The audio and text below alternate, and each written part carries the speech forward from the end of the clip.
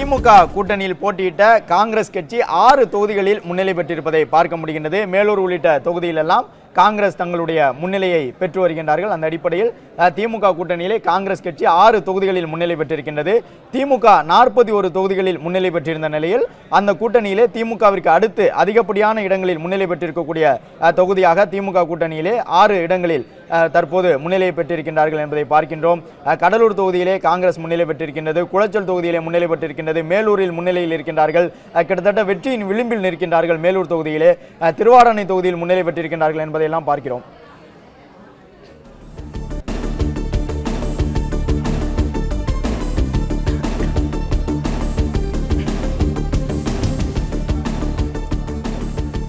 அதிமுக கூட்டணியில் போட்டியிட்டிருந்த பாட்டாளி மக்கள் கட்சி தருமபுரி உட்பட 5 தொகுதிகளில் முன்னிலையில் இருக்கின்றது. பாமகவை பொறுத்தவரை 8 தொகுதிக்கும் குறைவில்லாமல் வெற்றி பெற வேண்டும் என்று முனைப்பு காட்டி வந்தார்கள். 18 தொகுதிகளில் போட்டியிட்டிருந்த நிலையிலே இரட்டை இலக்க வெற்றியை உறுதி செய்ய வேண்டும் என்று அவர்கள் முனைப்பு காட்டியிருந்தார்கள்.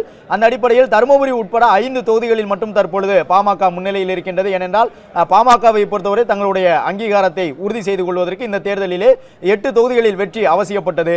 இந்த நிலையில்தான் பாமக இதுவரை 5 தொகுதிகளில் மட்டும் முன்னிலை பெற்றிருக்கின்றார்கள். குறிப்பாக சௌமியா அன்புமணி போட்டியிடக்கூடிய தருமபுரி தொகுதியிலே பாட்டாளி மக்கள் கட்சி நல்ல முன்னிலையை பெற்றிருக்கின்றது.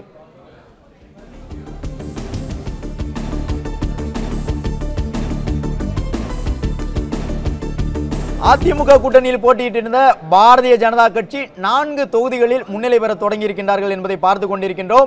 4 தொகுதிகளிலும் கூட பாஜக இப்பொழுது முன்னிலையை பெற தொடங்கி இருக்கின்றார்கள். ஏனென்றால் வாக்கு எண்ணிக்கை தொடங்கிய பொழுது ஒரு இடத்தில் கூட பாஜக முன்னிலையில் இல்லை. இரட்டை என்ஜின் சர்க்கார் என்பதை முன்னிறுத்தி இந்த சட்டப்பேரவை தேர்தலை சந்தித்திருந்த பாஜகவிற்கு இது ஒரு பெருத்த பின்னடைவாக இருக்குமோ என்று பார்க்கப்பட்ட நிலையிலே ஏற்கனவே 4 உறுப்பினர்களை பெற்றிருந்த பாஜக 4 தொகுதியில் முன்னிலை பெற்றுள்ளது.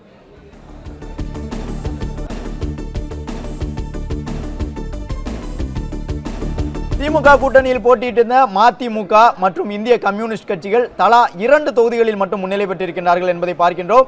மதிமுகவை பொறுத்தவரை திமுக சின்னத்திலேயே போட்டியிட்டிருந்தார்கள். அப்படி இருந்தும் 2 தொகுதிகளில் மட்டும் முன்னிலை பெற்றிருக்கின்றார்கள். இந்திய கம்யூனிஸ்ட் கட்சியும் திமுக கூட்டணியிலே 2 இடங்களில் முன்னிலை பெற்றுள்ளது.